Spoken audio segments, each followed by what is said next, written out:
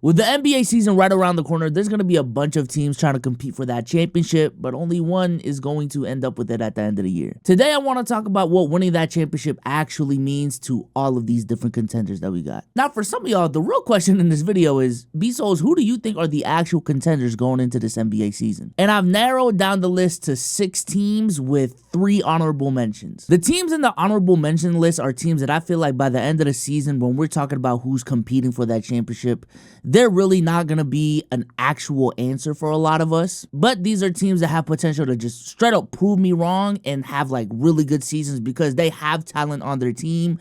I just have really big questions as to how they're gonna mesh. And this may sound crazy, but all 3 of my honorable mentions are out west. Those 3 teams being the Minnesota Timberwolves, the Phoenix Suns, and the Los Angeles Lakers. For the Lakers, it's pretty simple. They still got Bron, they still got AD, and as long as those 2 are playing at top 10 NBA player caliber levels and have some pretty decent pieces around them, I still think they will have a chance. And even these last 2 years, I understand they got swept by the Denver Nuggets, but one, that's the Denver Nuggets, and then the season prior, they made it all the way to the Western Conference Finals. This could easily be another season where there's coaching issues in LA, Bron and AD aren't healthy, but I still have to put them in my honorable mentions list. Next up, I got the Suns, kind of similar to LA.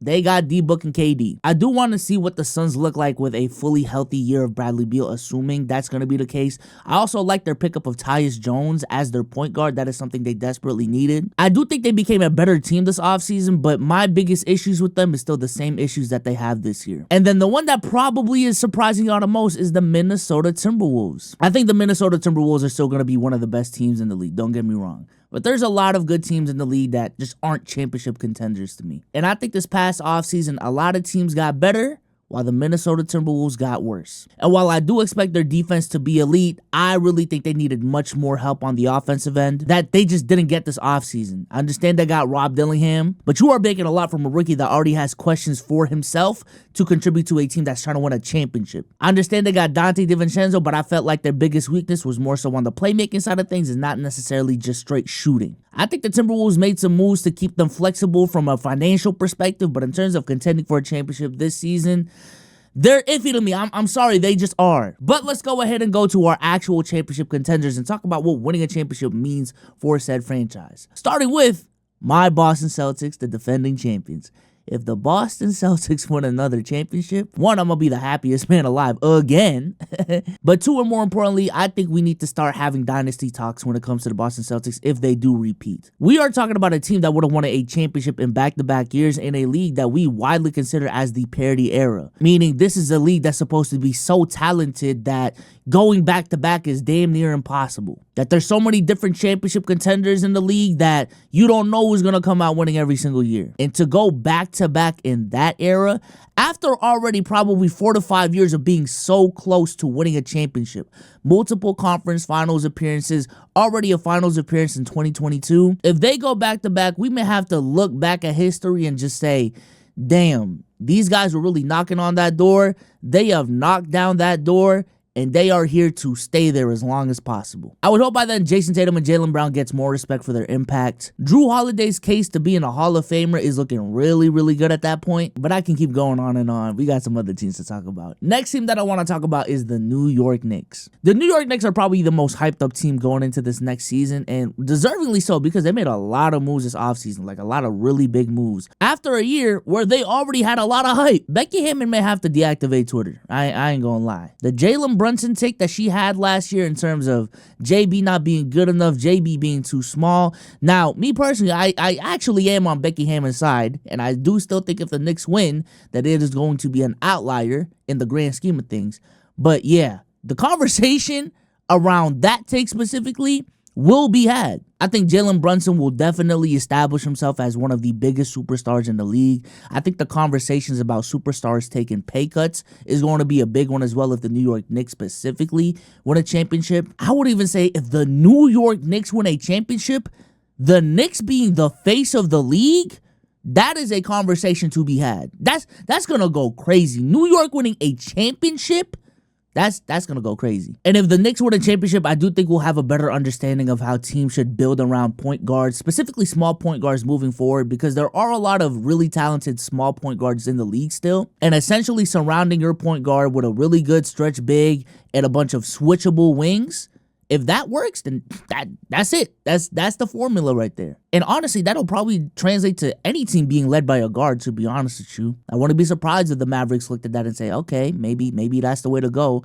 instead of the heliocentric offense that we got. Now, the Oklahoma City Thunder already built in a similar way around SGA. I think the league is a copycat league, and whoever wins a championship every single year, they're going to set the tone as to what works in the NBA. Next up, we have the Philadelphia 76ers, and a championship arguably means the most to this franchise more than any other franchise. My God, this franchise has gone through a lot ever since the Sam Hinkie era. Years of purposely tanking and losing games. Everything that's happened with Ben Simmons, Doc Rivers, Markelle Fultz, Nerlens Noel, even if you want to stretch it that far. All the heartbreak, the Jimmy Butler era, the controversial MVP discussions over these last couple of years, James Harden calling out Daryl Morey. I think if the 76ers get it done this year, Joel Embiid shuts a lot of people up, including myself. Because it would take a healthy run from Joel Embiid to win a championship. They are not winning a championship if Joel Embiid is not healthy in the playoffs. That's just a fact. We would probably have to revise a lot of these recent years in terms of, man, who really would have won if Joel Embiid was healthy, right? The all-time discussions with Paul George is going to be interesting. We may even retroactively look at the Clippers and Kawhi a little different and talk about how they are really the problem and Paul George was just a scapegoat in some years. Nick Nurse probably enters himself into all-time coaching discussions, and then Tyrese Maxey, yeah, you better put some respect on his name if they win a championship. Next up, we have the Milwaukee Bucks. Now, some of y'all might be looking at me and saying, BSOLZ, are they really a contender to y'all? And I'm going to still give them the benefit of the doubt. I think last season was a very hectic year for the Milwaukee Bucks. I think it was a very big year with a big acquisition in Dame.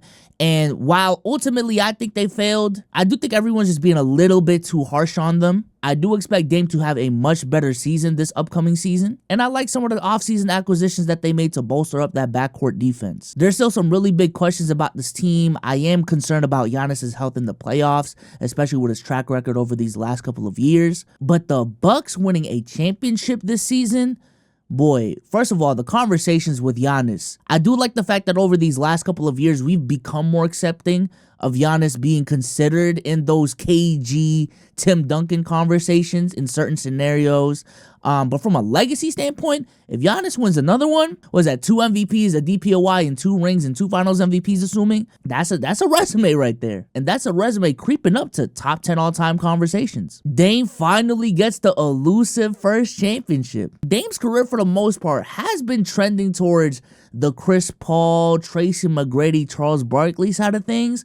But if Dame wins one, maybe it's Clyde Drexler now. All the narratives about Dame being a loser should be shut up. And it's going to be a nasty conversation to bring back up. But the Dame and Steph comparisons, yeah, they're coming back if they win. Doc Rivers gets his first championship in 08. He got another ring to latch on to for the next 10 or 15 years. But seriously, though, I mean, a lot of people have been calling Doc Rivers a fluky-ass coach that has been living off of that 08 ring for the last 15 years. If he gets one in 2025, Doc Rivers is going to be talking this shit. And the Doc Rivers Avengers, if they exist, they will be holding y'all to the fire. Y'all gave him a little bit too much hate over these last couple of years. He had Kawhi. What was he supposed to do with Kawhi? He coached Embiid and Harden. He was never the problem. All these different things. It's going to be nasty. Let's go out west and talk about the Oklahoma City Thunder. And if the Oklahoma City Thunder win a championship this next upcoming season, similar to the Celtics on the younger side of the spectrum, we might start having to have conversations about this team potentially being a dynasty. Just because of how young these pieces are. I think SGA is just turning 25. Chet is going to be in his sophomore year. Same thing with J-Dub. The oldest player they got is Alex Caruso at 30 years old. They got Isaiah Hartenstein. They were already championship contenders last season. If they get it done this next season, ooh, it's going to look scary. I also think the Oklahoma City Thunder are going to be another one of those blueprint teams in terms of, yo, this is the future of the NBA. The name of the game is versatility, switchability, and guard-like play from every single position. And when you look at how the Oklahoma City Thunder are constructed from 1 through 5, you're looking at 5 guys who can put the ball on the floor, who can shoot the rock and switch on defense, who can also space the floor and play make to a degree. Like, that's going to be the blueprint moving forward. I'm assuming if they win, SGA is going to get finals MVP, and it's going to take a dominant performance from him. So SGA being in best in the world conversations is probably going to be a thing as well. Same thing with the best player on a lot of these teams outside of probably New York with Jalen Brunson and probably the Celtics with Jason Tatum. But if Giannis, SGA, and all the other dudes I'm about to mention win a championship, best in the world conversations are bound to be had. And speaking of, because this guy made the finals last season and we saw these conversations being had, the next team I do want to talk about is the Dallas Mavericks. I think the Dallas Mavericks definitely got better this last offseason. Now on this channel, I've been viewed as a Dallas Mavericks hater ever since the finals. I am just skeptical about how their team is constructed when it comes to winning the whole thing. Not just getting to the finals, not just being a perennially successful team of the league, but winning the whole thing.